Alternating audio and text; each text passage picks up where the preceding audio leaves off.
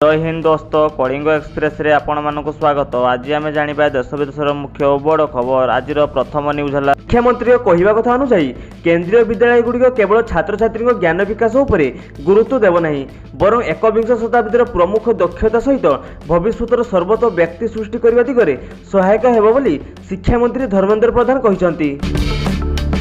परवर्ती न्यूज है पारलाखेमुंडी स्थित जिलापाल सम्मिलन कक्ष आदि कर्मयोगी अभियान उपलक्षे एक जिला स्तरीय प्रारंभिक बैठक अतिरिक्त जिलापाल फाल्गुनी माझी अध्यक्षतार अनुष्ठित होईछि। जिलार 7टी ब्लॉक 108टी पंचायत एवं 485टी ग्राम में यह अभियान कार्यकारी हेब। आगामी न्यूज है पार्वण ऋतु समय बेआईन भाव में चांदा आदाय करुवा देखा मिली। यह दृष्टि रखी चलित वर्ष चांदा आदाय को संपूर्ण बंद करने और आदायकारी विरोध में दृढ़ कार्यानुष्ठान ग्रहण करने को पुलिस महानिर्देशक जगेश बहादुर खुरानिया समस्त जिलार एसपी को निर्देश देइछन्ति। परवर्ती न्यूज है सेमिकॉइन इंडिया 2025 चतुर्थ संस्करण को प्रधानमंत्री नरेंद्र मोदी आसंता सेप्टेम्बर 2 रे नुआ दिल्ली रे जशभूमि ठारे आनुष्ठानिक भाव में उद्घाटन करेंगे। एथिरे भाग नेबा पई पंजीकरण खोला रही एवं semicoinindia.org वेबसाइट रे पंजीकरण करा जाय परिबो बोली कहा जायछि। परवर्ती न्यूज है जीएसटी परिषद 56तम बैठक आसंता सेप्टेम्बर 3 और 4 तारिख नुआ दिल्ली में अनुष्ठित हेबो। अर्थमंत्री निर्मला सीतारमण अध्यक्षतार यह बैठक बसिबो। बैठक में जीएसटी 4टी स्लैब परिवर्तन करा जाय एहाको 2टी स्लैब करा जिबा उपरे निष्पत्ति निया जिवो।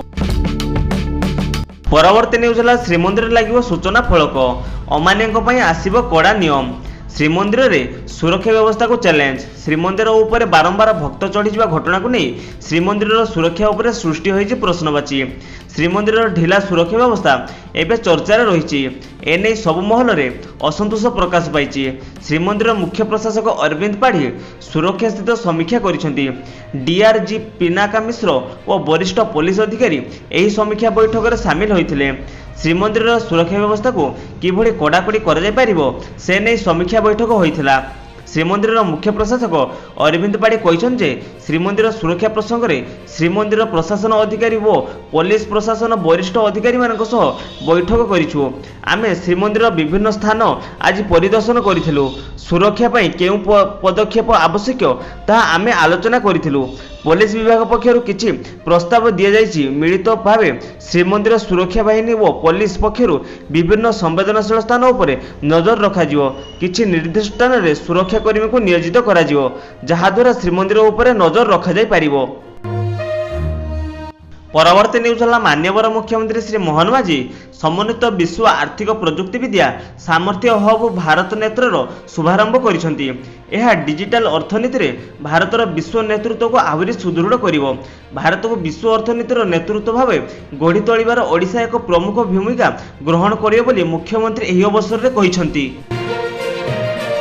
परवर्ती न्यूज है राज्यवासी को उन्नत मानर गमनागमन सुविधा जगाई देवा लगी समस्त ग्रामांचल को सबुदिनिया रास्ता संयोगीकरण उपर गुरुत्व देइछन्ति राज्य सरकार। 5 वर्ष भितर 30,000 किलोमीटर रास्ता और 500 सेतु निर्माण पर लक्ष्य धार्य सह रास्ता और सेतु गुड़िक गुणवत्ता एवं यार रक्षणाबेक्षण पर स्वतंत्र दृष्टि देवाक मुख्यमंत्री मोहन माझी निर्देश देइछन्ति। परवर्ती न्यूज है सरकार कहले एही महत्वाकांक्षा को समर्थन करने आमे दृढ़ डिजिटल भित्तिभूमि निर्माण करुछु जो भुवनेश्वर को सिंगापुर सहित संयोग करुवा एक केबल लैंडिंग स्टेशन एवं राज्य सारा अनेक एसटीपीआई केन्द्र अंतर्भुक्त रहिबो।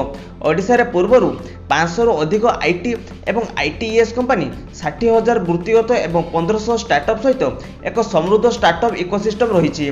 आमर आईटी इलेक्ट्रोनिक्स एआई एवं सेमीकंडक्टर पर उत्सर्गीकृत नीति अच्छी एवं खूब शीघ्र फिनटेक एवं जीसीसी नीति प्रचलन को करिबो। एही समस्त प्रयास आमर विजन 2036 सहित समान जहाँ $500 बिलियन अर्थनीति गठन करिवो एवं प्रति मुंड पिछा आय रे श्रेष्ठ 5टी राज्य मध्य स्थान पाई परिवो। कारण आमे विकसित भारत 2047 एवं विश्व अर्थनीतिक नेता भाव में भारत उदय रे योगदान देबु।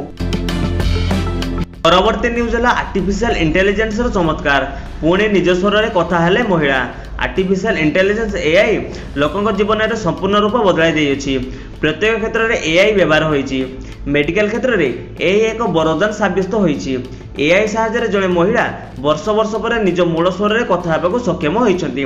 ब्रिटिश आर्टिस्ट सारा एचकिल मेटर न्यूरन रोग रे पीड़ित होइथिले, जहा कारण तांको कथा हेबार क्षमता हरै जाइथिला। किंतु एआई एवं एक पुराना वीडियो मात्र 8 सेकेंड अस्पष्ट क्लिप साहाय्य से पुणी निज स्वर में कथा हेबाकु सक्षम होइछन्ति।